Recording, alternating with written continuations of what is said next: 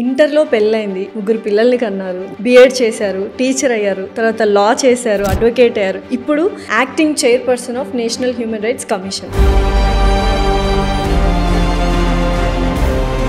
అయితే ఇన్ని చేస్తున్నప్పుడు ఆ టైంలో ఇంటర్లోనే పెళ్లి చేశారు కాబట్టి బంధువులు కానీ చుట్టుపక్కల వాళ్ళు కానీ ఆడపిల్లవి మహిళవి నీకు ఇంత అవసరమా? సీత గురించి చెప్పేటప్పుడు నేను ధైర్యంగా నిలబడగలగాలి. ఒక ద్రౌపది గురించి చెప్పేటప్పుడు ఎలా అనిపిస్తుంది అంటే ఎటువంటి కష్టం వచ్చినా సరే భరించైనా సరే దుర్మార్గుల గుండెల్లో నిద్రపోవాలి. ఝాన్సీ రాణి, రాణి అహల్యాబాయి హోల్కర్, జిజామాత ఇలాంటి వాళ్ళందరూ కథలు చెప్తున్నప్పుడు వాళ్ళలో కూడా ఒక దేశభక్తి, ధర్మం పట్ల విశ్వాసం. కమ్యూనిస్ట్ భావాలు ఏమన్నా ఎక్కువగా ఉన్నాయా చిన్నప్పటి నుంచి? కమ్యూనిజం అని పేరు పెట్టుకుంటే నేనేం కాదన్ను, కానీ ఆమె అంటే అసలు ఎందుకు ఆడవాళ్ళు అణిగిమణిగి ఉండాలి, ఎందుకు మనం ఇంట్లో వాళ్ళు చెప్పిన అన్నీ వినాలి. మీకు ఎదురైన ఒక అత్యంత దయనీయకరమైన కేసు ఏంటి? ఒక అమ్మాయిని ఒక భర్త ప్రేమించి పెళ్లి చేసుకున్నాడు. బిడ్డ పుట్టిన తర్వాత చంపేసేసి రోకలతో తల పగలగొట్టి పైన ఊరేసేసి ఆ ఊరేసుకొని చనిపోయిందని చెప్పారు. ముక్కులో రక్తం వస్తుంది, చెవుల్లోంచి రక్తం వస్తుంది, ఇది జరిగిందని నేను. బట్ ఈ మధ్య కాలంలో అమ్మాయిల మీద, పసిపిల్లల మీద కూడా అఘాయిత్యాలు ఎక్కువైపోతున్నాయి కదా. ఇప్పుడు యంగ్స్టర్స్ ఏ వైపుగా పెడదారి పడుతున్నారు? ప్రతి పిల్లల చేతుల్లో సెల్ ఫోన్ ఉంటుంది. రాత్రిపూట వాళ్ళు ఏం చూస్తున్నారు, ఏం చేస్తున్నారు ఎవరికి తెలియదు. పిల్లలు ఎక్కడికి వెళ్తున్నారు, ఎక్కడ తిరుగుతున్నారు, ఏం తింటున్నారు, ఏం తాగుతున్నారు, ఏమేం చూస్తున్నారు పట్టించుకునేటువంటి శ్రద్ధ. గంజాయి కావచ్చు, ఎక్కడ పడితే అక్కడ అమ్మేస్తున్నారు. ఇప్పుడు ఒక కేసు వేసాము, నంబర్ కావడానికి 4 రోజులు. తర్వాత ఏమంటే పిటిషన్ నంబర్ అయిన తర్వాత కౌంటర్కి ఇస్తాము, అవతల వాళ్ళకి పంపించాలి. వాళ్ళకి నోటీసు సర్వ్ కావడానికి కొంతకాలం, సర్వ్ అయ్యి వచ్చిన తర్వాత ఏమంటే వాళ్ళు.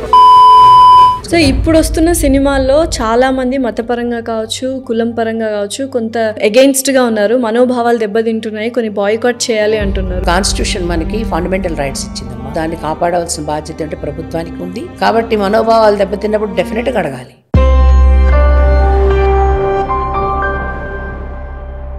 హలో ఎవ్రీవన్, ఇవాళ ఇంకొక ఇన్స్పైరింగ్ అచీవర్ స్టోరీతో మీ ముందుకు వచ్చేసాను. చాలా చిన్న వయసులోనే పెళ్లి చేసుకొని ముగ్గురు పిల్లలకి తల్లి అయిన తర్వాత బిఎడ్ చేసి టీచర్ అయ్యారు. అంతేకాకుండా ఎల్ఎల్బి పూర్తి చేసుకొని లాయర్ అయ్యారు. అంతటితో ఆగలేదండి. ఎన్హెచ్ఆర్సి నేషనల్ హ్యూమన్ రైట్స్ కమిషన్లో యాక్టింగ్ చైర్పర్సన్గా పనిచేస్తున్నారు.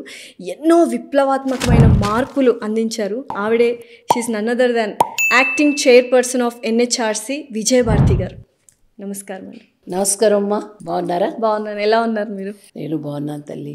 సో ఇంటర్లో పెళ్ళైంది, ముగ్గురు పిల్లల్ని కన్నారు, తర్వాత బిఎడ్ చేశారు, టీచర్ అయ్యారు, తర్వాత లా చేశారు, అడ్వకేట్ అయ్యారు. ఇప్పుడు acting chairperson of national human rights commission.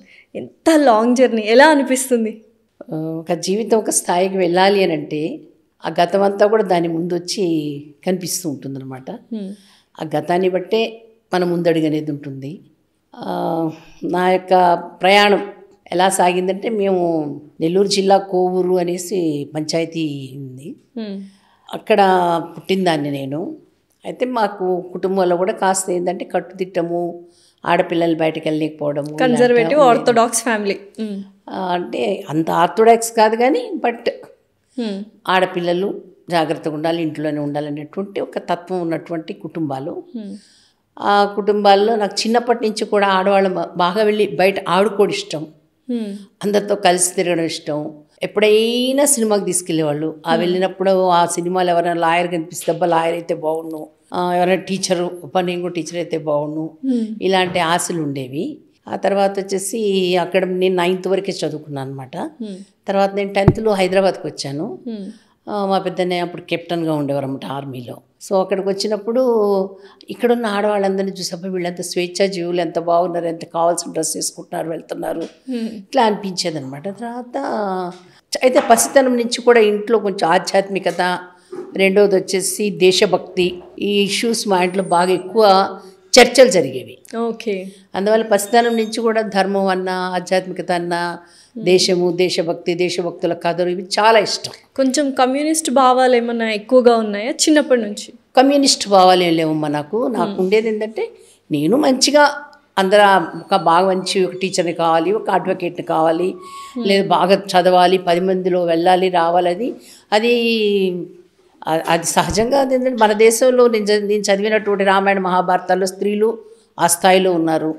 నా చెప్పినటువంటి దేశభక్తుల కథల్లో కూడా స్త్రీలు చాలామంది యుద్ధభూమిలోకి వచ్చారు, యుద్ధాలు చేశారు, దేశం కోసం పోరాటాలు చేశారు. ఇవన్నీ చూసాం కదా. సో 9th క్లాస్ 10th క్లాస్లో హైదరాబాద్ వచ్చిన తర్వాత ఇక్కడ కొంచెం స్వేచ్ఛ చూసిన తర్వాత అప్పుడు కాలేజీలో ఉన్నప్పుడు మాకు ఒక అక్క వచ్చేది, భారతి అక్క అని.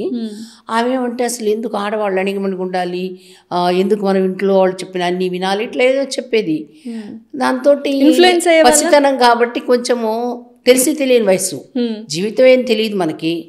అందువల్ల తెలిసి తెలియని వయసులో అవును అసలు అంతా ఇంట్లో వాళ్ళు పెద్దవాళ్ళు మన మంచి కోసం చెప్తున్నారు, సమాజాన్ని చదువుతూ వాళ్ళు మనకు చెప్తున్నారు, అంత జ్ఞానం మనం ఆ ఏజ్లో నాకు లేదు.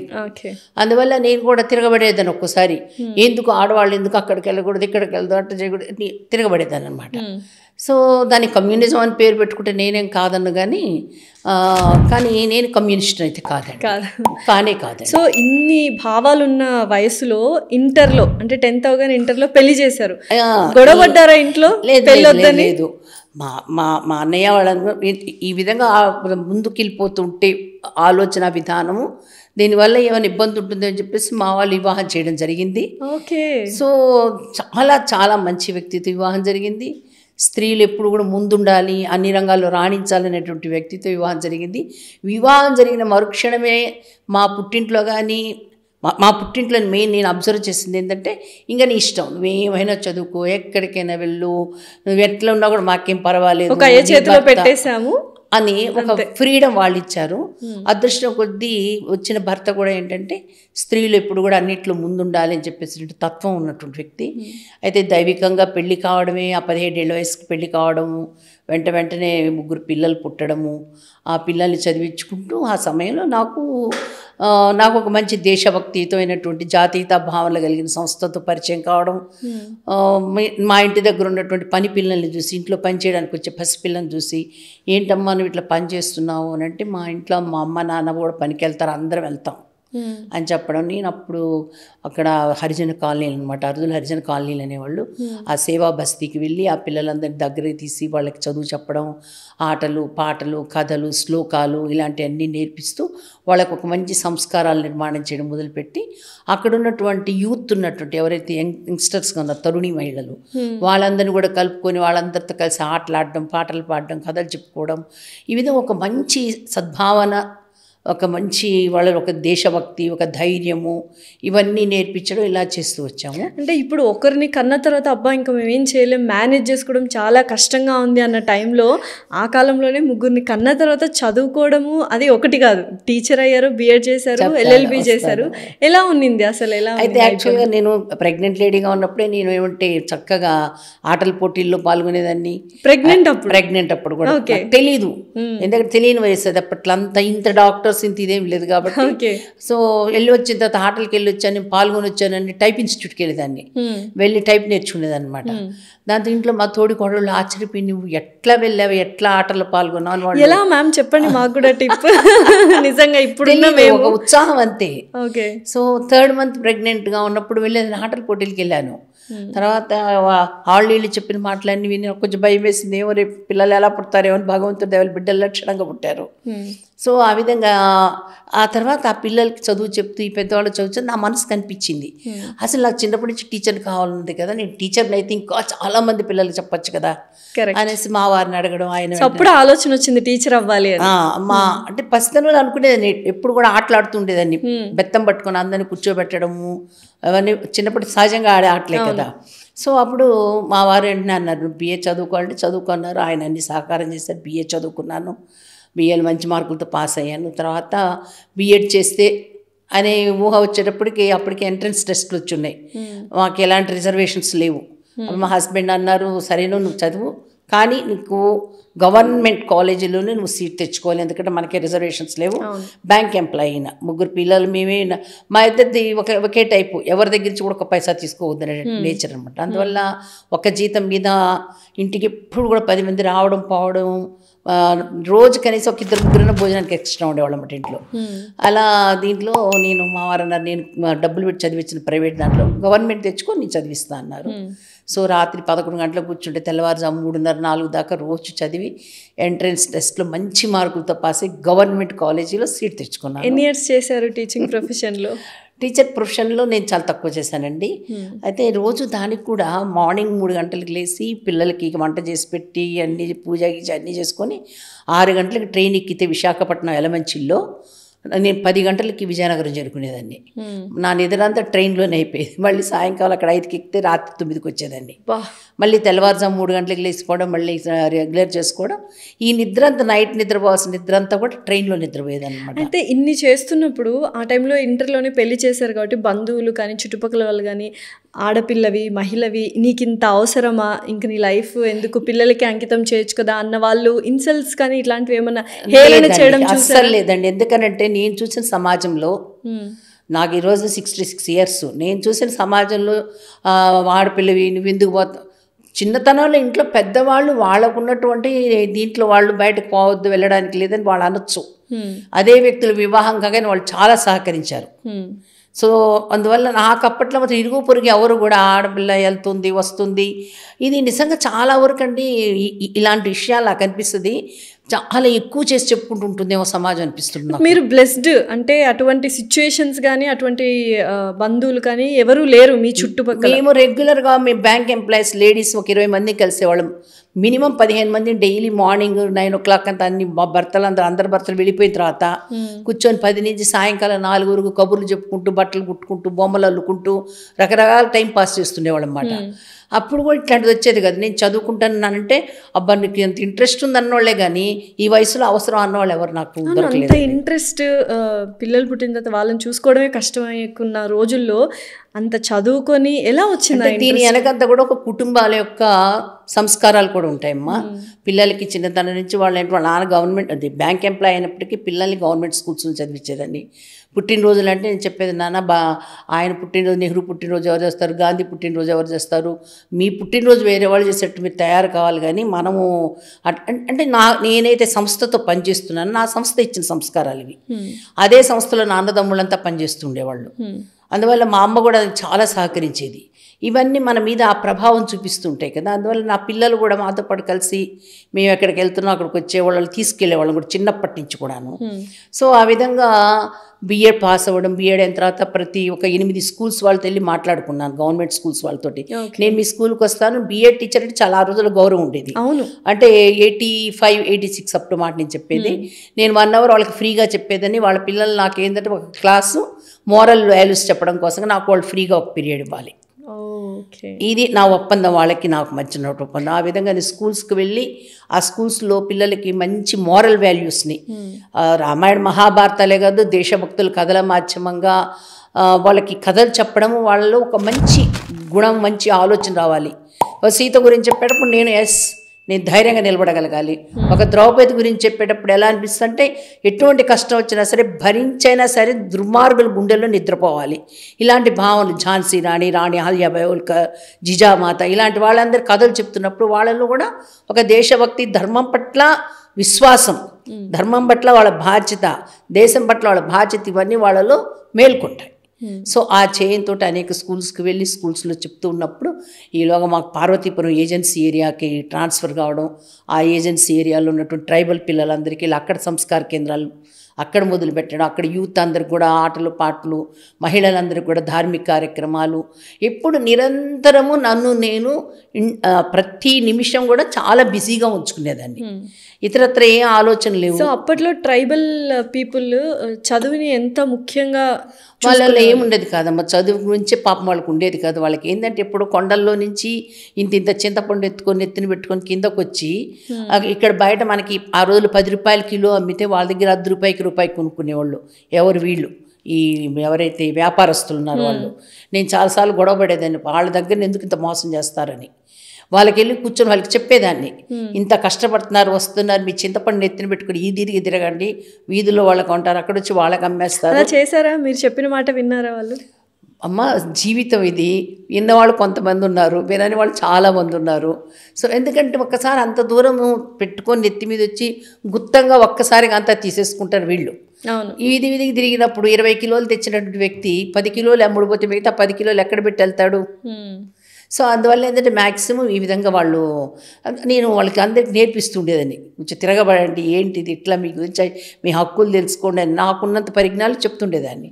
అదేవిధంగా అక్కడ అక్కడ ఉన్నప్పుడు ఒక అమ్మాయిని ఒక భర్త చంపేశాడు. ప్రేమించి పెళ్లి చేసుకున్నాడు. బిడ్డ పుట్టిన తర్వాత చంపేసేసి రోకలతో తల పగలగొట్టి పైన ఊరేసేసి ఊరేసుకొని చనిపోయింది అని చెప్పారు. అప్పుడు నేను వెళ్ళాను మా ఇంటికి ఎదురుగానే అనమాట. నేను అన్నాను, ఇది అన్యాయం, ఇది అమ్మాయి అట్లా చచ్చిపోయే అమ్మాయి కదా, ముక్కులో రక్తం వస్తుంది, చెవుల్లోంచి రక్తం వస్తుంది, ఇది జరిగిందని. నేను అంత అమానుషంగా చంపడానికి కారణం ఏంటి అంటే అతనికి ఇంకొక అమ్మాయితో సంబంధం ఏర్పడింది, ఈ అమ్మాయి ఒప్పుకోవట్లేదు. సో అబ్బాయి వాళ్ళ అమ్మగారు ఇద్దరు కలిసి అమ్మాయిని ఈ విధంగా వేసేసరికి అక్కడ నేను అన్నాను, ఏం కాదు పోస్ట్ మార్టంకి పంపించారు కదా, రిపోర్ట్ తప్పు వస్తుంది అంటే పోస్ట్ మార్టం రిపోర్ట్లో హ్యాంగ్ చేసుకుందని వచ్చింది. అప్పుడు డిసైడ్ అయ్యారా ఎల్ఎల్బి చేయాలని? అప్పుడు నా మనసుకు అనిపించింది, నేను ఎంతమంది చెప్పినా కూడా నీకు మీ ఆయనకి లేని పని ప్రమాదం వస్తుంది, పసిపిల్లలు ఉన్నారు, మీరు ఎక్కడో నెల్లూరు జిల్లా వాళ్ళు ఇక్కడ వచ్చి ఉంటున్నారు, మీ ఇష్టం, నన్ను చాలామంది భయపెట్టారు. నేను నోరిపి గట్టిగా మాట్లాడినా నీ వల్ల ఏమీ కాదు, ఇది డబ్బున్న లోకం, వాళ్ళు పరపతున్న వాళ్ళని వెళ్ళి చెప్పేసరికి ఇంకా ఏం చేస్తాము, ఒక్కదాన్ని అయిపోయింది, నాకు తోడెవరు రాల.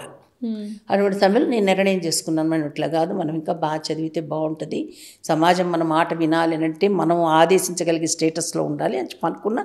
సరే ఈలోగా ట్రాన్స్ఫర్ కావడం, హైదరాబాద్కి రావడం, ఇక్కడికి వచ్చిన తర్వాత అనాథ పిల్లలకి ఆశ్రయం పెట్టాలని చెప్పేసి నేనే జాతీయతావాద సంస్థలో పనిచేస్తున్నారు వాళ్ళు అనడము, వెంటనే కొంతమంది పిల్లలకు వాత్సల్యసిందనే పేరుతోటి హాస్టల్ మొదలు పెట్టడము, అక్కడ ఆ పిల్లల జీవిత గాథలు వింటూ అసలు ఈ సమాజంలో మార్పు రావాలి అని అంటే మేధావులైన వాళ్ళ ఆలోచనలో మార్పు రావాలి, రైటర్స్లో మార్పు రావాలి, 10 మందికి ప్రీచ్ చేయగలిగే వాళ్ళకి అటువంటి వాళ్ళ మనసులో మార్పు రావాలి. దేశం ముఖ్యం. ఈ దేశము ఎక్కడో రష్యానో లేకపోతే ఇంకెవరో ఆలోచించే విధానంలో ఆలోచించద్దు.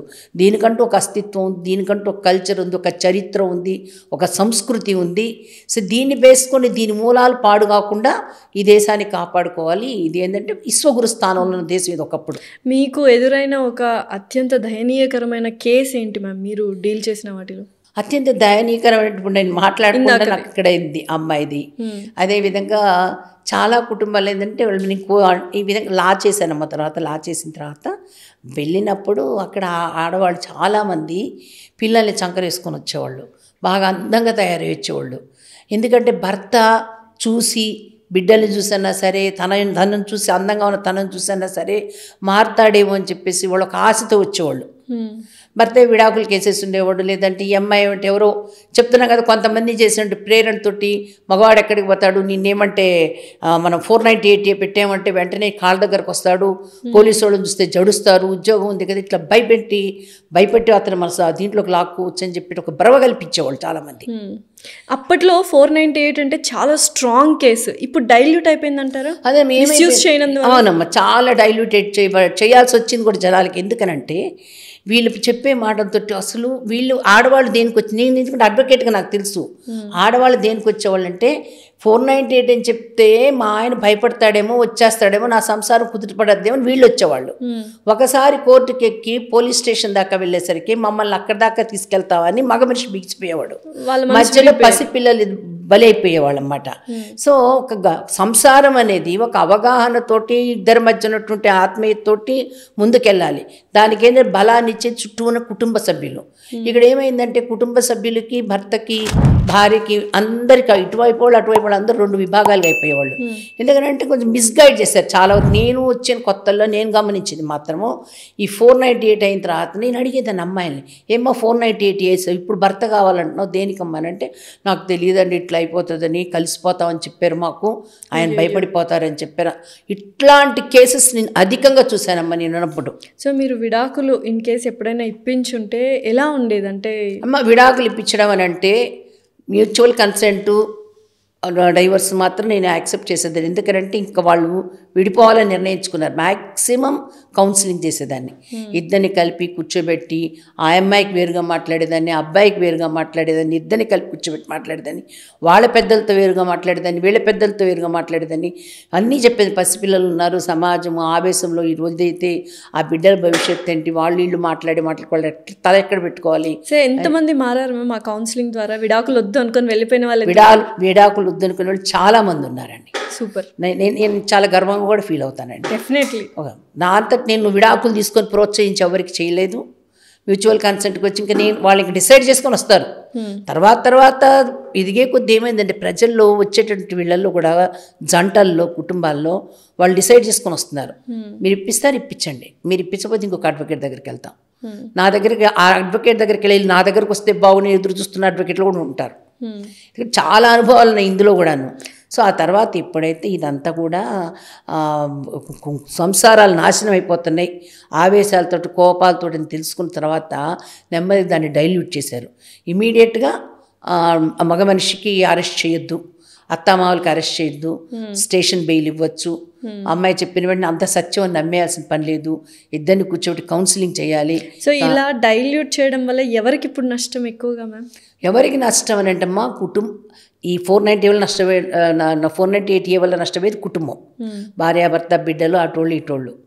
డైల్యూట్ చేసినందువల్ల కూడా, డైల్యూట్ అంటే దేని చేశారు, మన చేతుల ఎంతసేపటికి ఆరోపణలు చేయడమే కానీ నాలో ఏం తప్పుంది ఎత్తుకోవట్లేదు మనము. సో అందువల్ల ఏమైందంటే మగ మనిషి కానివ్వండి, ఆడ మనిషి కానివ్వండి, ఎవరైనా కూడా నా తప్పులేంటి ఎందుకు కూడా చూసుకోవాలి. చాలా వరకు ఏంటంటే చాలామంది పెద్దవాళ్ళు సేవ్ అయ్యారు, చాలామంది ఆడపడుచులు సేవ్ అయ్యారు. ఎక్కడో అమెరికాలో ఉన్న ఆడపడుచు పేరు కూడా ఇక్కడ పెట్టేవాళ్ళు. పాప ఏ రోజు ఇంటికి రాకుండా ఎక్కడో సంసారం చేసుకునే అమ్మాయిని తీసుకొచ్చి కూడా అమ్మాయి పెట్టేవాళ్ళు.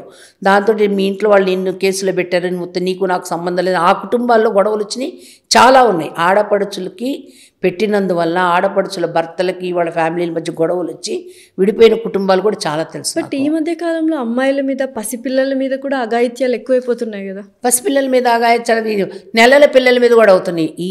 ఈ అఘాయిత్యాలు అనేవి మాత్రము అది సంస్కార లోపం ఒకటి. వాళ్ళకి ఎటువంటి శిక్షలు పడాలి, ఎటువంటి శిక్షలు దిశగా చూడాలి. రకరకాల చట్టాలు వచ్చింది, పోక్సో యాక్ట్ అని వచ్చింది, వాళ్ళ వెంటనే ఉరిదీయాలని ఉంది. కొన్నిట్లో వచ్చేసి 20 ఏళ్ల జైలు జీవితం ఉంది, కొన్నిట్లో 10 ఏళ్ల జైలు జీవితం ఉంది, కఠిన కారాగార శిక్షలు ఉన్నాయి. ఇవన్నీ వచ్చాయి. అమ్మాయిల మీద అత్యాచారాలు, పసిపిల్లల మీద అత్యాచారాలు అనేది ఒక సంస్కార లోపం ఒకటి. రెండోది వచ్చేటి వ్యామోహం, వెర్రి వ్యామోహం. చేతిలోనే అరచేతిలోని వైకుంఠంలాగా సెల్ ఫోన్స్ పెట్టుకొని తిరుగుతున్నారు. ప్రతి పిల్లల చేతుల్లో సెల్ ఫోన్ ఉంటుంది. రాత్రిపూట వాళ్ళు ఏం చూస్తున్నారు, ఏం చేస్తున్నారు ఎవరికి తెలియదు.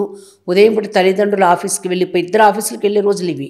వెళ్ళిపోయిన తర్వాత పిల్లలు ఎక్కడికి వెళ్తున్నారు, ఎక్కడ తిరుగుతున్నారు, ఏం తింటున్నారు, ఏం తాగుతున్నారు, ఎవరు ఏమేం చూస్తున్నారు పట్టించుకునేటువంటి శ్రద్ధ చాలా ఇళ్లలో కొరవడింది. పెద్దవాళ్ళు ఉంటే చాలా వరకు పెద్దవాళ్ళు వాళ్ళు కూడా టీవీలకు అతుక్కుపోవడం. ఈ పిల్లల పాటికి పిల్లలు దీంట్లో ఉంటారు, వాళ్ళ పాటికి వాళ్ళు ఉంటారు. ఇవాళ రేపు ఏ రూమ్లో ఎవరు ఏం చేస్తున్నారు ఎవరికి తెలియనటువంటి సిచ్యువేషను. కాబట్టి ఇవన్నీ కూడా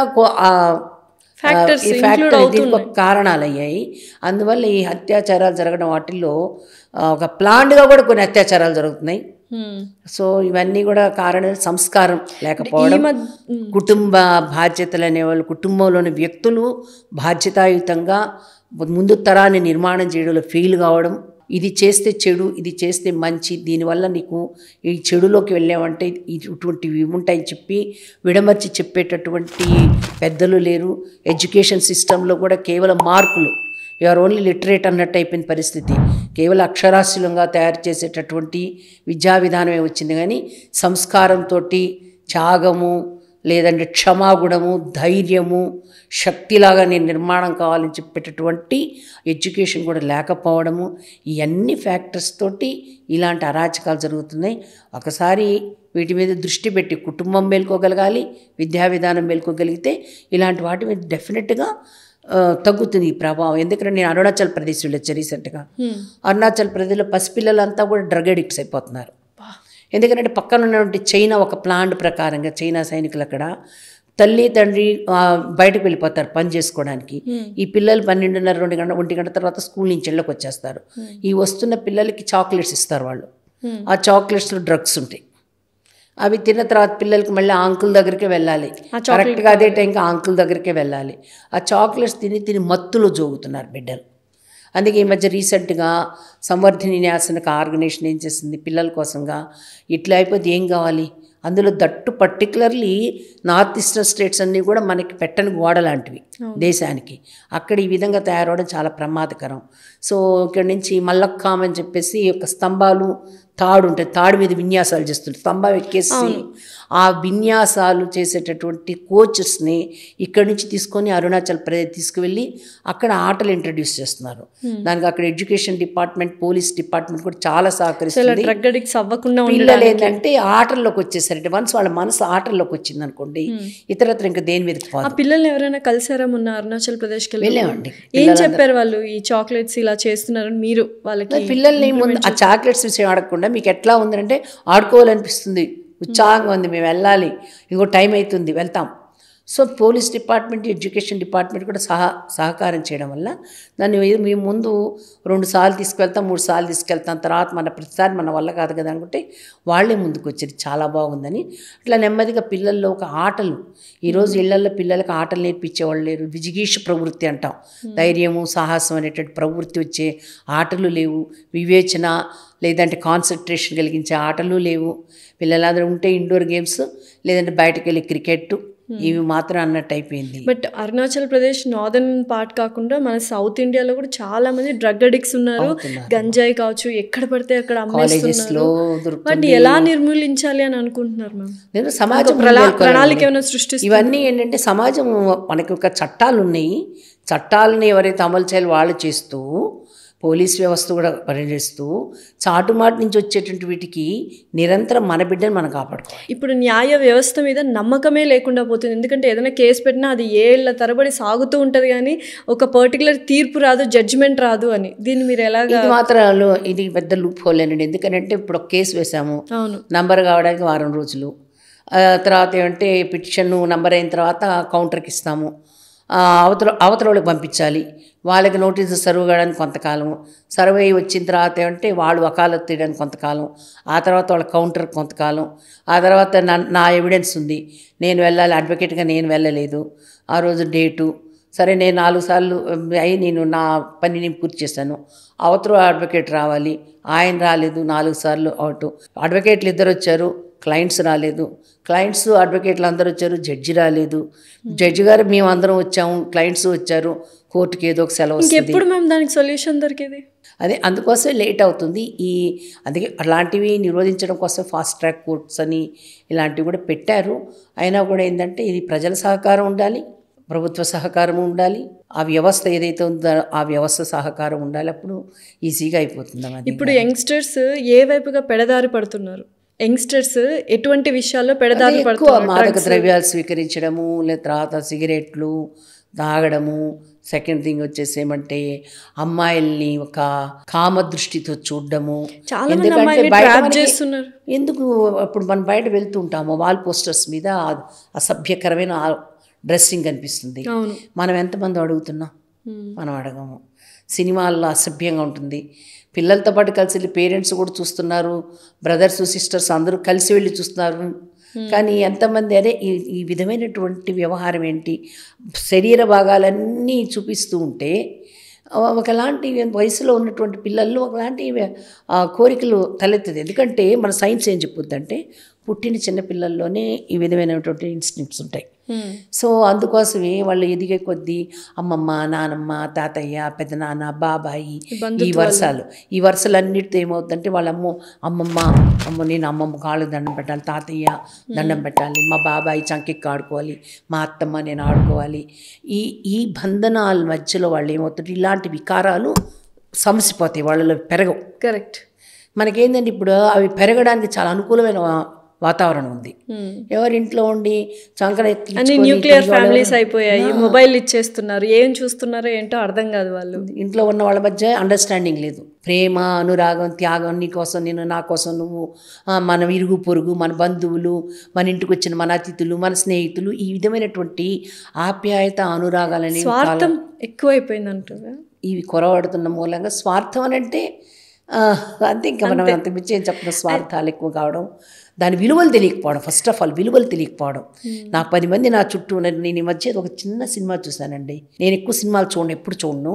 బలవంతాన మా మనవరాలు మనవుడు పెట్టారు, కేర్ ఆఫ్ కంచరపాళెం అని.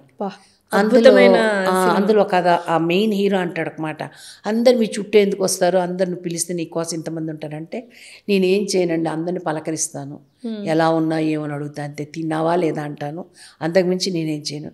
సో ఒక ఆప్యాయంగా ఒక వ్యక్తి ఒకళ్ళని మనం పలకరించామనుకోండి, సహజంగా వాళ్ళు మన కోసం ఎదురు చూస్తుంటారు. ఆ విధంగా పలకరించేటటువంటి టైం మనకు లేదు. సో ఇందాక మీరు సినిమాలు చూడండి అన్నారు కదా, బట్ సెన్సార్ బోర్డులో వన్ ఆఫ్ ద మెంబర్ మీరు. సో ఎటువంటి జాగ్రత్తలు తీసుకునే వాళ్ళు? సెన్సార్ బోర్డులో మెంబర్గా ఉన్నప్పుడు నేను చాలా జాగ్రత్తలు తీసుకోవాలి, నిజమే అని చెప్పి వెళ్ళానమ్మా. వెళ్ళిన తర్వాత నాకు అర్థమైంది, నేనేదైతే సీన్లు కట్ చేశానో ఆ సీన్లు తర్వాత సినిమాలు వచ్చేవి. అది ఎట్లా వస్తున్నాయి అని అంటే, ఆ పైకి వెళ్తారు, పైన కూడా నేను తర్వాత అడిగాను గట్టిగా, నేను కట్ చేసిన సీన్ పేపర్ నాకు ఇచ్చేసేయండి, నేనేమి రాస్తాను కదా, అది నాకు ఒక కాపీ కావాలంటే ఇచ్చేవాళ్ళు కాదనమాట. తర్వాత నాకు డాక్యుమెంట్స్ ఇవ్వడం మొదలుపెట్టారు. డాక్యుమెంట్స్ చూశాను. డాక్యుమెంట్స్లో కూడా ఇప్పుడు జ్యోతిరావు పూలే జీవితాన్ని చాలా ఇంకొక రకంగా చూపించారు. సో నాకు చాలా బాధ అనిపించింది.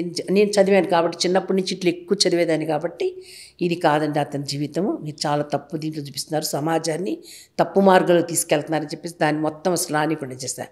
ఆ తర్వాత నాకు అనిపించింది, నా అంతటి నేను రాను, నాకు అక్కర్లేదు. బట్ అక్కడే ఉండి మార్పు తీసుకొచ్చుంటే బాగుండేది. మనం మార్పు తీసుకొచ్చేదానికన్నా ఒక సినిమా ఎప్పుడు 15 రోజులకి నెలకి 2 సినిమాలు ఇచ్చే బదులు ప్రతిరోజు నేను 2-3 గంటల్లో నా జాతీయతావాద సంస్థ కొద్దిగా పనిచేస్తూ ఉండేదని ఎందరిలో కలవచ్చు, ఎందరిలో మార్పు తీసుకొచ్చుకోవచ్చు. అక్కడికి వెళ్ళి నేను 2-3 గంటలు నేను వేస్ట్ చేసేదానికన్నా ఆ 2-3 గంటల్లో నేను ఎందరితోనూ మాట్లాడుకుని నా వాళ్ళల్లో నేను మార్పు తీసుకొచ్చుకోవచ్చు. నేను ఒక కాలనీకి వెళ్ళొచ్చు, వాళ్ళతో మాట్లాడచ్చు. మా కాలనీ మొత్తం కూడా విష్ణు సహస్రనామాలు చదివేది. వాళ్ళందరినీ అట్లా తీసుకొచ్చాను ఒక గ్రూప్గా. వాళ్ళందరూ ధార్మిక విషయాలు, ఈరోజు సామాజిక కార్యక్రమాలు ఎన్నో చేస్తున్నారు వాళ్ళు. ఓకే. సో అటువంటి పని నేను చేసుకోవచ్చు. సో ఇప్పుడు వస్తున్న సినిమాల్లో చాలామంది మతపరంగా కావచ్చు, కులం పరంగా కావచ్చు, కొంత ఏమంటారు అగెయిన్స్ట్గా ఉన్నారు, మనోభావాలు దెబ్బతింటున్నాయి, కొన్ని బాయ్కాట్ చేయాలి అంటున్నారు. అది ఎంతవరకు కరెక్ట్ అంటారు? రాజ్యాంగం కాన్స్టిట్యూషన్ మనకి ఫండమెంటల్ రైట్స్ ఇచ్చిందమ్మా. ఈ ఫండమెంటల్ రైట్స్ ఇచ్చినప్పుడు దాన్ని కాపాడాల్సిన బాధ్యత అంటే ప్రభుత్వానికి ఉంది. వాటికి కానీ రక్షణ జరగకపోతే ఎన్హెచ్ఆర్సీ దగ్గరకు వస్తూ ఉంటారు. కాబట్టి మనోభావాలు దెబ్బతిన్నప్పుడు డెఫినెట్గా అడగాలి. వేయచ్చు, వాళ్ళు కోర్టులో కేసు వేయచ్చు, లేదంటే డైరెక్ట్గా ఎన్హెచ్ఆర్సీకి రావచ్చు. వ్యక్తి యొక్క మనోభావాలు దెబ్బతినేటువంటి మనం ఒప్పుకోం. అదేంటి మనం ఎవరు కూడా ఒప్పుకో, నా యొక్క మనోభావాలు దెబ్బతింటే నేను ఎందుకు ఒప్పుకుంటాను? కరెక్ట్. కాబట్టి అడగాలి, అడిగి ఇచ్చేయాల్సిందే, తప్పలేదు. బట్ దాన్ని కొంచెం అడ్వాంటేజ్గా తీసుకుంటున్నారు. ఈ మనోభావాలు దెబ్బతింటున్నాయనే పదాన్ని కానీ, ఆ మాటని కానీ, దానికి వచ్చే అర్థాన్ని కానీ తీసుకొని అడ్వాంటేజ్ మనం అడ్వాంటేజ్గా తీసుకున్నా తీసుకోకపోయినా చట్టాన్ని మాత్రం మనం మార్చలేం కదా. అందువల్ల చట్టబద్ధమైన ఉంటాయి. కాబట్టి మన లైన్లో కానీ మనం ఆలోచిస్తే ఈ విధంగా అడ్వకేట్ని అయ్యాను. అడ్వకేట్గా నా జీవితంలో అనేక మంచి రకరకాల తర్వాత నేను మంచి రైటర్ని అయ్యాను. దాదాపు 300 ఆర్టికల్స్ రాశాను. ఆ తర్వాత వచ్చేసి చక్కగా మంచి పబ్లిక్ స్పీకర్ని అయ్యాను.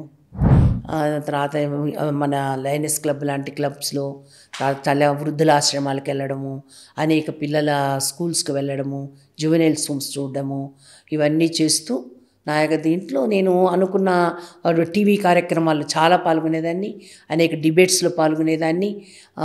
ధార్మిక డిబేట్స్లో కానివ్వండి, నేను నమ్మిన ధర్మానికి వ్యతిరేకంగా ఉన్న ఇష్యూస్ వస్తే గట్టిగా వాదించడంలో కానివ్వండి, ఇవన్నీ చేస్తే అనేక జాతీయ ఉద్యమాల్లో పాల్గొనడం జరిగింది. నేను జాతీయ ఉద్యమాల్లో కూడా స్వదేశీ ఆందోళన కానివ్వండి, కాశ్మీర్ బచావో కానివ్వండి, అసభ్యత అశ్లీలతకి అగెయిన్స్ట్గా టీవీలలో వచ్చే కార్యక్రమాలకి, వీటికి తర్వాత రామాయణ మహాభారతాలు వంటి జాతికి మూలాధారమైనటువంటి వాటి మీద ఎక్కడైతే వ్యతిరేకమైనటువంటి ప్రచారాలు జరుగుతుంటే వాటిని ఎదుర్కోవడంలో కానివ్వండి, ఇలాంటి ఇష్యూస్లో కూడా జాతీయ ఉద్యమాలు కూడా పాల్గొన్నారు. మీరు పోరాడుతున్నా అలా మీరు ఒక దగ్గరికి వెళ్ళి ఒక 2 గంటలు ఉపన్యాసం ఇచ్చారు, అసభ్యంగా అశ్లీలంగా ఉన్న పోస్టర్స్ గురించి వాటికో. బట్ ఆ మనిషి రోడ్డు దాటి బయటకు వెళ్ళగానే కనిపించేస్తుంటాయి పోస్టర్స్ అన్ని. వీటిని నిర్మూలించడం ఎలా, వీటి గురించి ఏమైనా ఆలోచించారు? దీనికంటే ఒకటండి, సమాజంది ముఖ్య బాధ్యత. ఇవన్నీ ఎందుకు ఇట్లా పెట్టారు, ఇలా పెట్టడానికి లేదు, దానికి చట్టం ఉంది. మనం అశ్లీలమైనటువంటి దృశ్యాలు చూపించకూడదు, ఎక్కడ పెడితే అక్కడ అంటే ప్రేరేపించేటి ప్రొవోకేట్ చేసి ఉండకూడదు. ప్రజలకి చట్టాల పట్ల అవగాహన లేదు. ఫస్ట్ ఆఫ్ ఆల్ ప్రజలకు కానీ చట్టాల పట్ల పోస్టర్ వేసినప్పుడు పర్మిషన్స్ ఉండాలి కదా, ఒక పోస్టర్ వేయాలి అంటే. ముందు ఈ విధమైన అశ్లీలమైనటువంటిది పెట్టారు ఇక్కడ, కన్సర్న్ డిపార్ట్మెంట్కి రాయండి. ఎవరు రాస్తారు? అందరూ బిజీ వ్యక్తులు. ఫస్ట్ ఆఫ్ ఆల్ సమాజంలో వ్యక్తులు అసలు చట్టం ఏం చెప్తుంది, దీనివల్ల వచ్చేటటువంటి మనం కోర్టుకు వెళ్ళి ఏ విధమైన లబ్ధి పొందవచ్చు దీని మూలంగా అనే విషయాలు అసలు ప్రజల్లో అవగాహన లేదు, అవేర్నెస్ లేదు. సో చైతన్యరాలు ఎన్హెచ్ఆర్సీ చేసే పని ఇది. దాని గురించి మీరు అడిగితే డెఫినెట్లీ. ఈ మధ్య కాలంలో 4 ఏళ్ల వయసు నుంచే పిల్లలకి మొబైల్ అలవాటు చేసేస్తున్నారు. పెద్ద అయిన తర్వాత వాళ్ళు ఏం నేర్చుకుంటున్నారు, ఏం చూస్తున్నారు అన్న ఆలోచన పేరెంట్స్కి లేదు. ఎందుకంటే వాళ్ళు వాళ్ళ వర్క్స్లో బిజీగా ఉన్నారు. అసలు ఒక చక్కటి నడవడిక పేరెంటింగ్ అనేది ఎలా ఉండాలి మ్యామ్? మా పూర్వం నుంచి భారతీయ సంస్కృతిలో గర్భస్థ శిశువుగానే బిడ్డ అన్నీ నేర్చుకుంటాడనేటటువంటి ఒక సైన్స్ ఉంది మనకి. That is very true.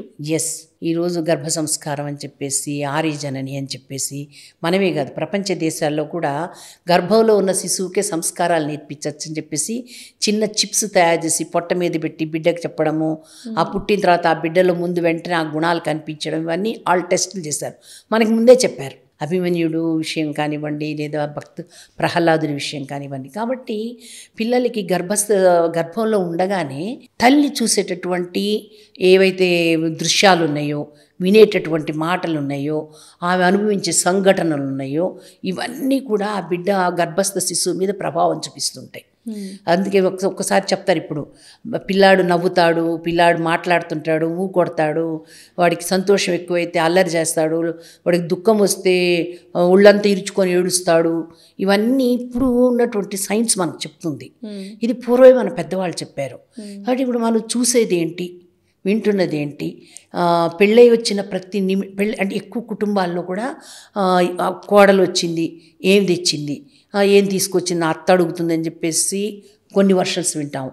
వచ్చింది మొదలు అత్త వద్దు, మామ వద్దు, ఎవరు ఉండద్దు, నువ్వు నేనే, మన ఇద్దరమే, నేను బాగా ఇంత డబ్బు తెచ్చాను, నేను నగలు తెచ్చాను, ఇంత ఉద్యోగం చేస్తున్నాను. మనం ఈ విధమైన ఒక సంఘర్షణ అనేది ఎక్కువైన మూలంగా ఆ ఘర్షణ అంతా కూడా కడుపులో ఉన్న పిల్లల మీద పడుతుంది. బయట సౌండ్స్, పొల్యూషను, బయట పడే శబ్దాలు, ఇవన్నీ బిడ్డ మీద పడుతున్నాయి. కొత్తగా పోస్ట్ పార్టమ్ డిప్రెషన్ అని కూడా మహిళలకు వస్తుంది.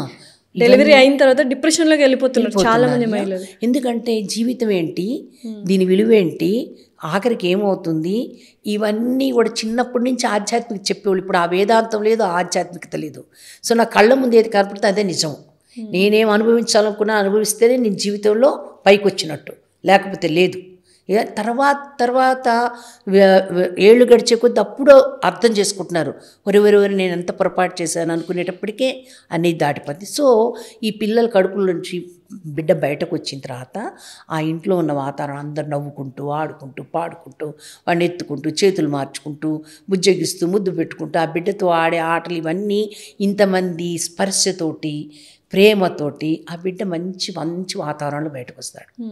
ఆ ఎదిగే కొద్ది కూడా ఇంట్లో చెప్పే పెద్దవాళ్ళు చేసే ఆచరణాత్మక వ్యవహారాలు, అమ్మ పొద్దున్నే లేస్తుంది, చక్కగా పిల్లాన్ని చంకనేసుకొని వంట చేసుకుని పెద్దవాళ్ళ గురించి మాట్లాడుతుంటుంది, ట్యాబ్లెట్లు ఇస్తుంటుంది, బయటకు వెళ్తుంది, చెట్లకు నీళ్ళు పోస్తుంది, బిచ్చగాడు వస్తే బియ్యం వస్తుంది, ఇంటికి వచ్చిన వాళ్ళు ఆదరణగా చూస్తుంటుంది, దేవుడి దగ్గర దండం పెడుతుంది. ఇవన్నీ బిడ్డ ఆచరణ, మన ఇంట్లో వాళ్ళ ఆచరణ చూసి నేర్చుకుంటాడు, అబ్జర్వ్ చేస్తూ ఉంటాడు తను. ఇవన్నీ కూడా వాళ్ళు చూసి నేర్చుకుంటారు. మన ఇంట్లో మనము ప్రతి క్షణం మన యొక్క వ్యవహారం చూసి బిడ్డలు నేర్చుకొని పెద్ద అవుతారు.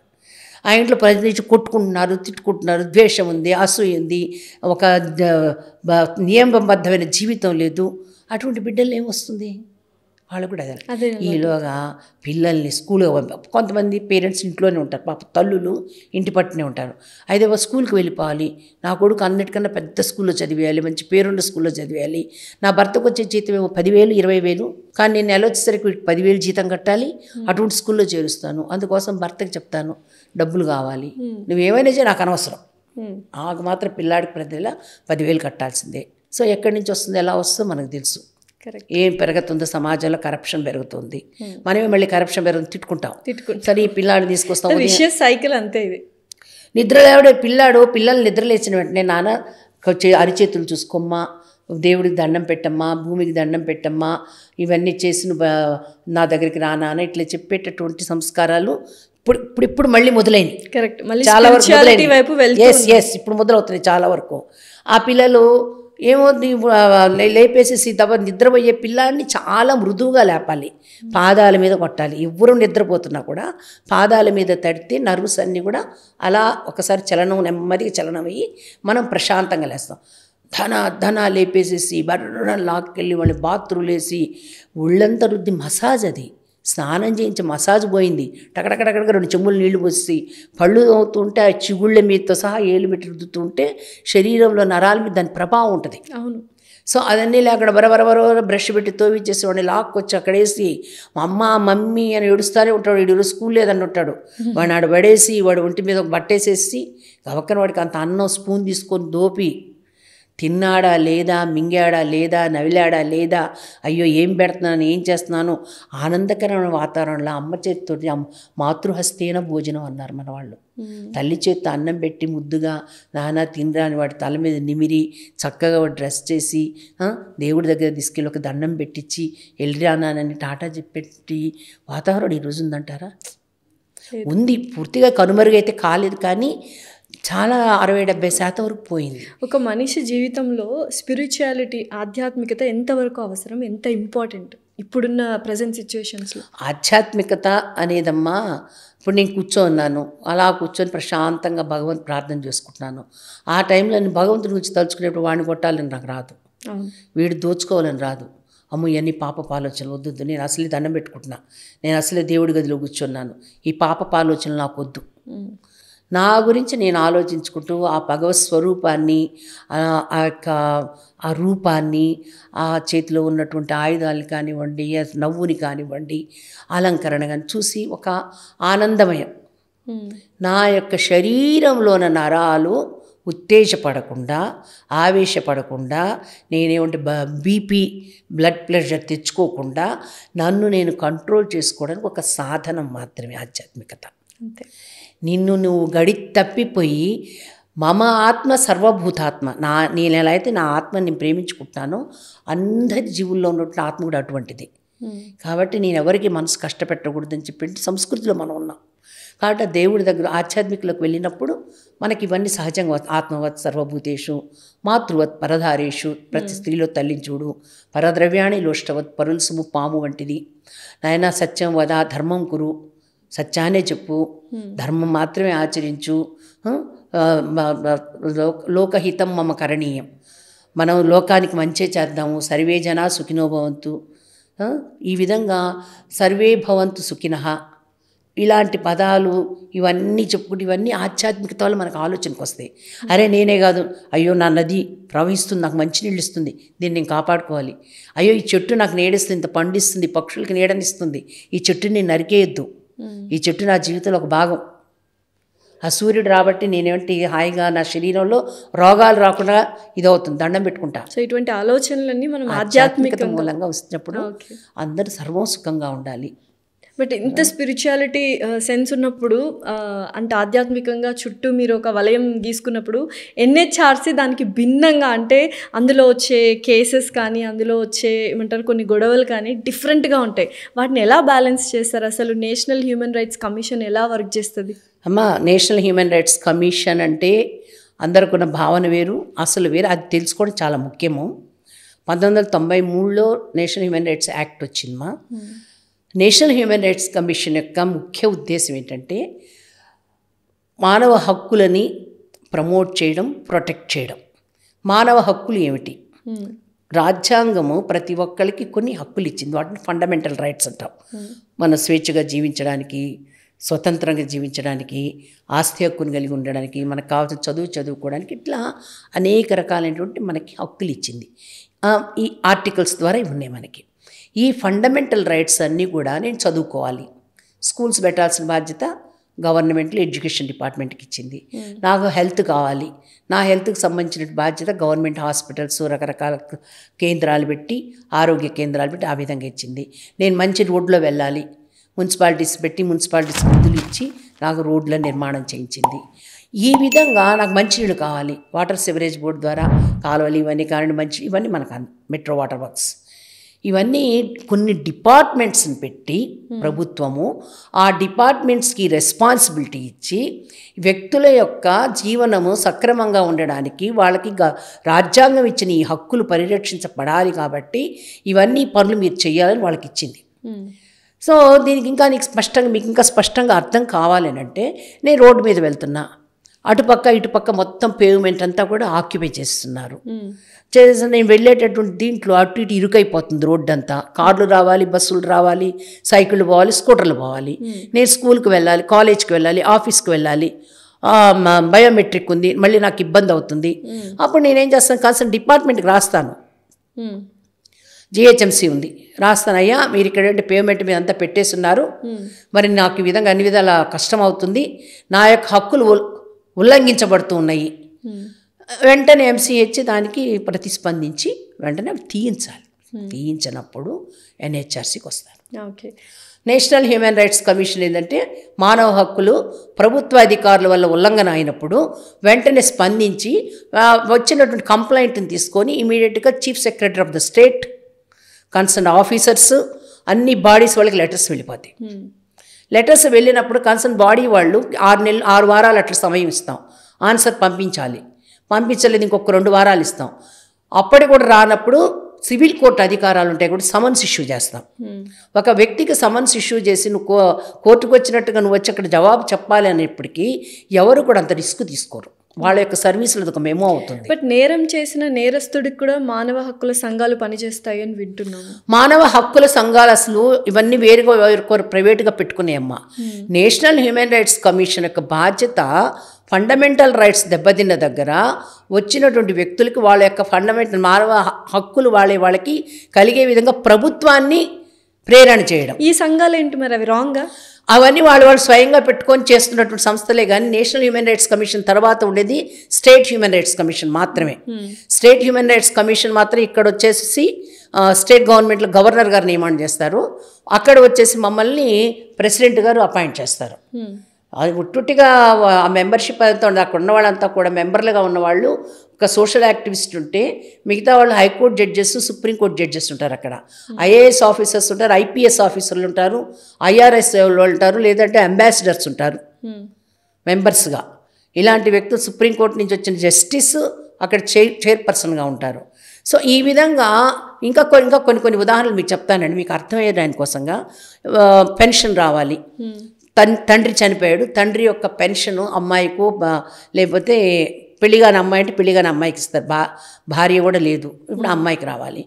అట్లా రానటువంటి ఒక సంగతి మీకు చెప్తాను. మా దగ్గరకు వచ్చారంటే ఎన్హెచ్ఆర్సీ దగ్గరకు వచ్చారు.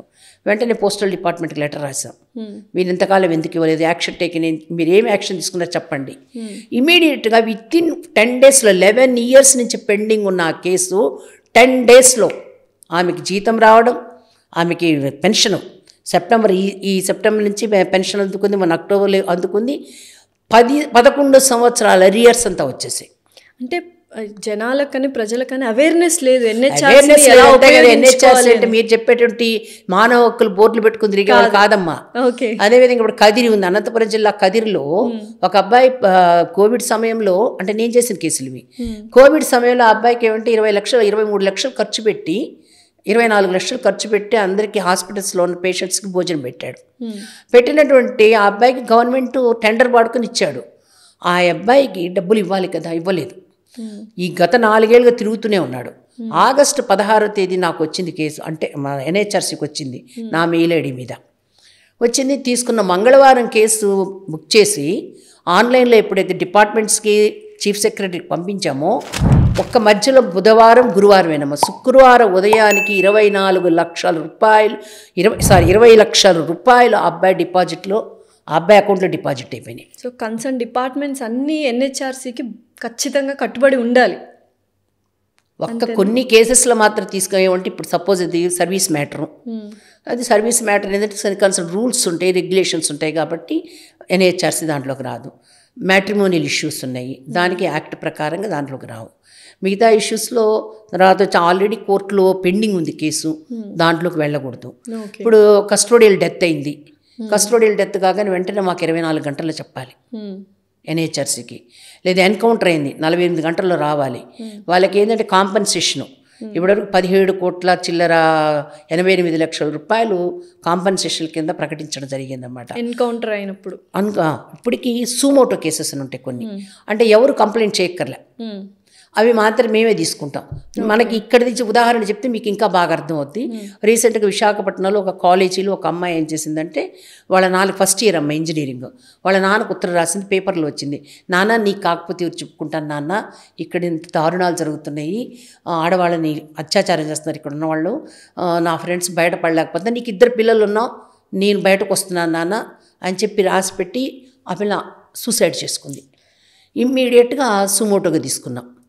సుమోటోగా తీసుకొని వెంటనే డిపార్ట్మెంట్స్కి పంపించి తక్షణము 5 మందిని సస్పెండ్ చేసి 5 మందిని అరెస్ట్ చేశారు.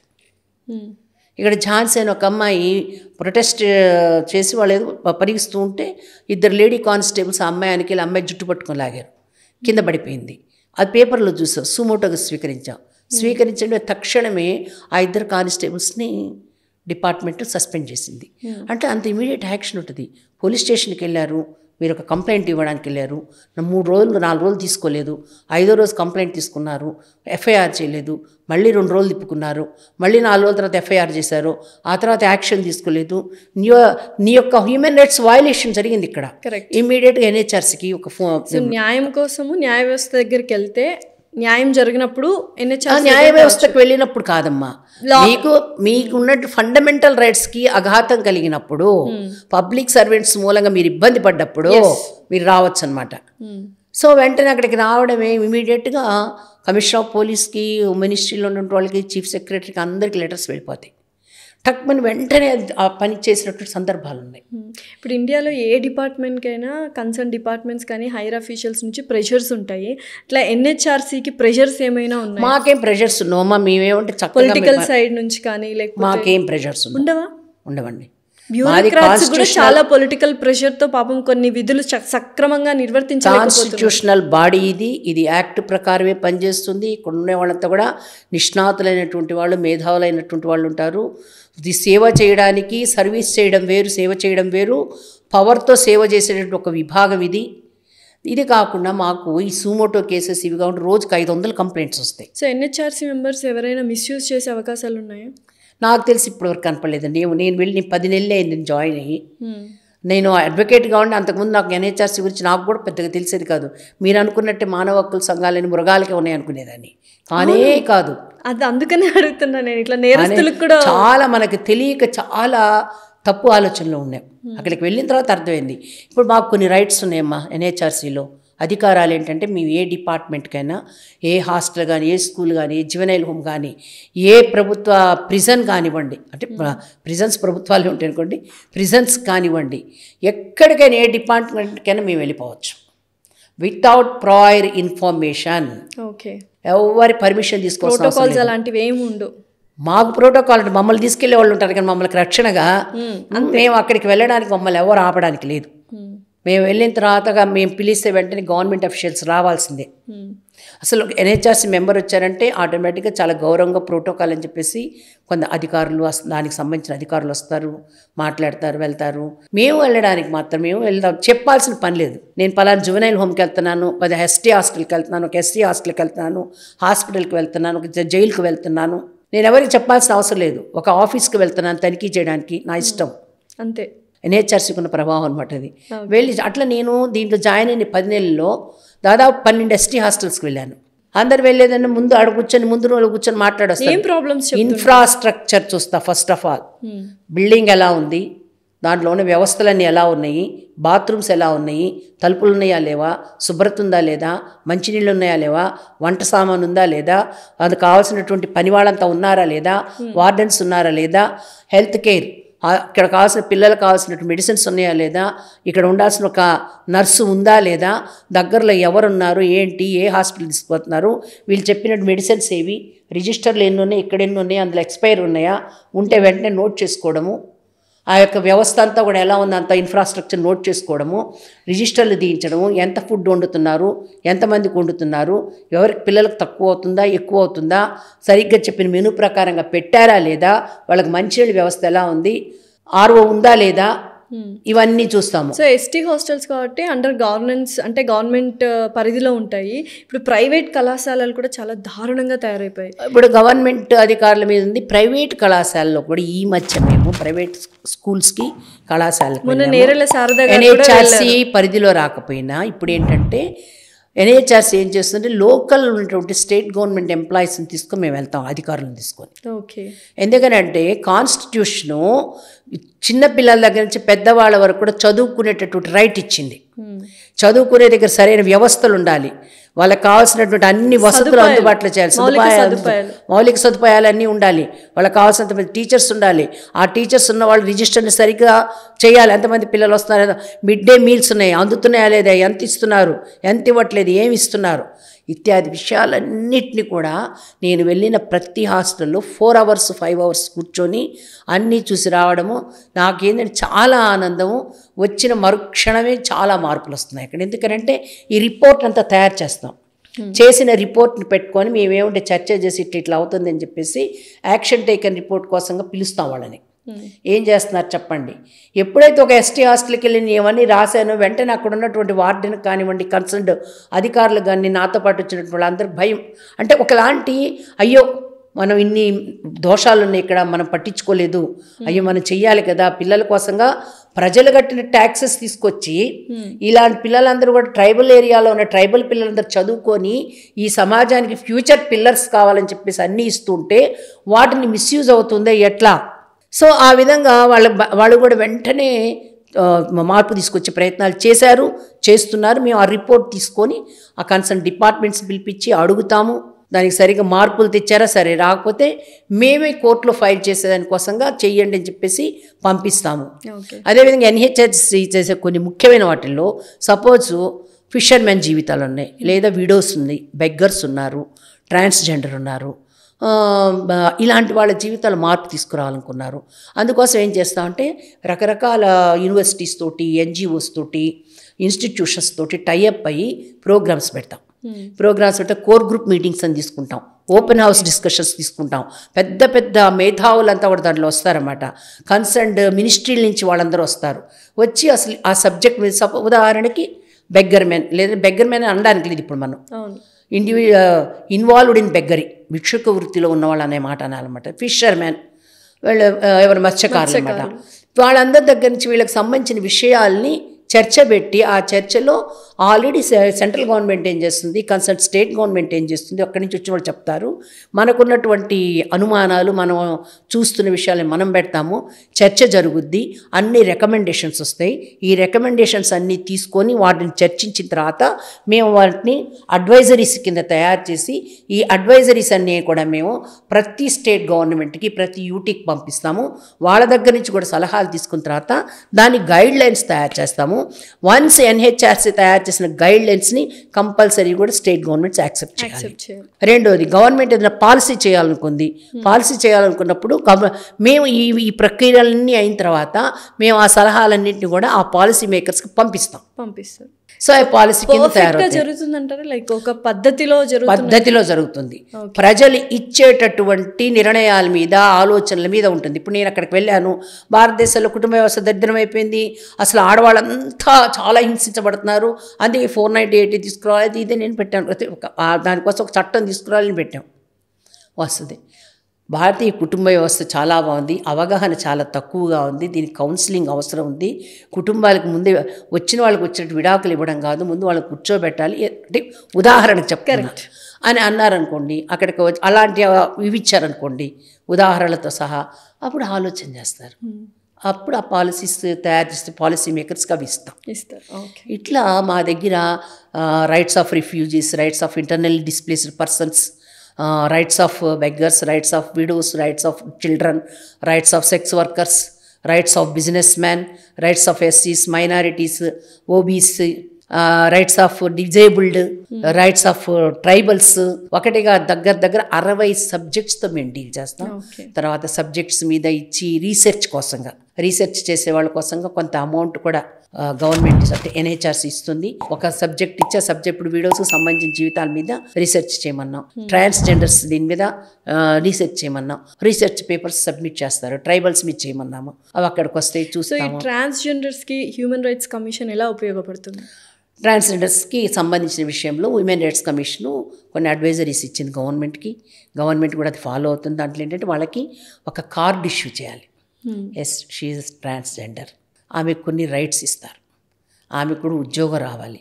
చదువుకోవడానికి వెళ్తే ఆ చదువు దగ్గర ఆమెని కాలేజీకి అవమానించకూడదు, ఎంటర్ కాకూడదు అనకూడదు.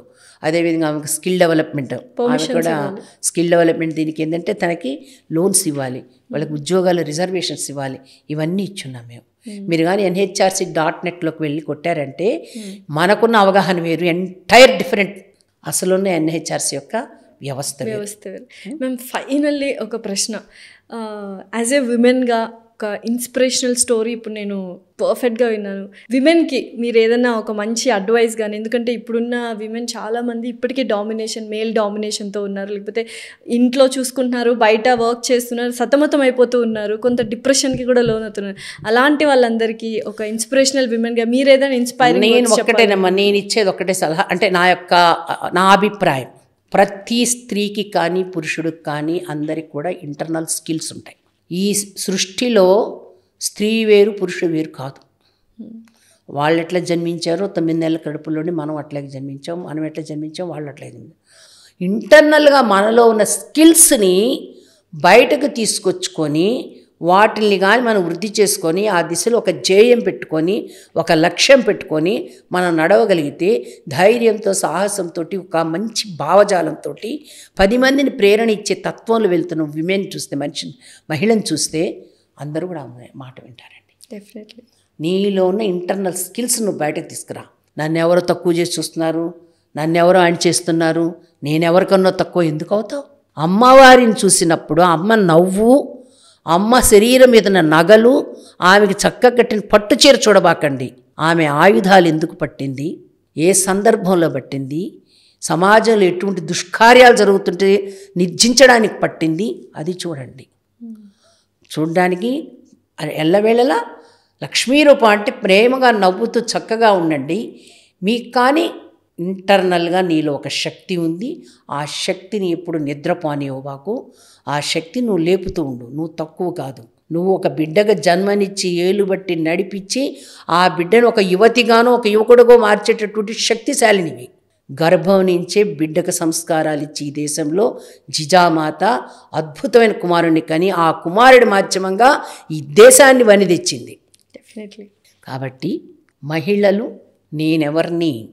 నాకు ఒక మంచి జన్మని ఇచ్చాడు భగవంతుడు. నా జన్మ మాధ్యమంగా నన్ను నమ్మిన కుటుంబము, నా ద్వారా జన్మించిన ఈ సంతానము, నా చుట్టుపక్కల ఉన్న వాళ్ళందరూ కూడా బాగుండాలంటే ఫస్ట్ ఆఫ్ ఆల్ నాలో ఉన్నటువంటి దుర్గా, లక్ష్మి, సరస్వతి గుణాలన్నీ ఇంప్రూవ్ చేసుకోవాలంటే నేను చదువులో, జ్ఞానంలో, ఆర్జనలో అన్నింటిలో కూడా ధ్యేయ పదంలో ఉండాలి, న్యాయ పదంలో ఉండాలి, ధైర్య పదంలో ఉండాలి. థ్యాంక్ యూ సో మచ్ అండి. Thanks a lot.